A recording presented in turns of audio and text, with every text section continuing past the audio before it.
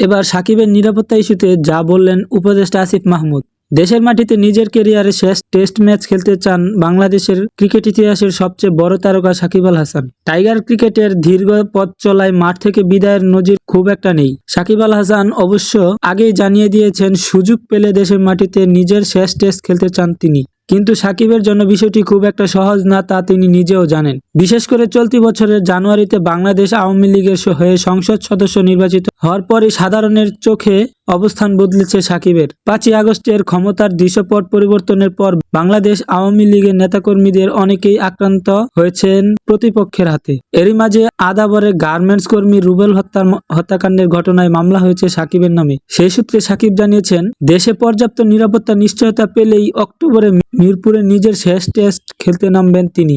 শুধু তাই নয়, খেলা শেষ করে নিরাপদে দেশ ছাড়ার নিশ্চয়তাটাও চেয়েছেন তিনি। কানপুরেও হতে পারে সাকিবের শেষ, যদিও বাংলাদেশ ক্রিকেট বোর্ড অবশ্য সাকিবের এমন আবেদন ফিরিয়ে দিয়েছে। বোর্ড সভাপতি পুরো ব্যাপারটি ঠেলে দিয়েছে সরকারের কোর্টে। এবার সাকিবের নিরাপত্তা ইস্যুতে কথা বলেছেন অন্তর্বর্তী সরকারের যুব ও ক্রীড়া উপদেষ্টা আসিফ মাহমুদ। আজ রোববার শ্রমিক কল্যাণ তহবিলে গ্রামীণ ফোনের লভ্যাংশের চেক প্রদান অনুষ্ঠানে ক্রীড়া উপদেষ্টা বললেন, সাকিব আল হাসানের পরিচয় দুটি, এটি মনে রাখতে হবে। তিনি একজন খেলোয়াড়, সে হিসেবে তার যতটা নিরাপত্তা দেওয়া দরকার সেটা দেওয়া হবে। অপরদিকে তিনি একজন রাজনীতিবিদও, আওয়ামী লীগের হয়ে রাজনীতি করেছেন তিনি। মানুষের মধ্যে তো এই দুই পরিচয় নিয়েই মিশ্র প্রতিক্রিয়া আছে।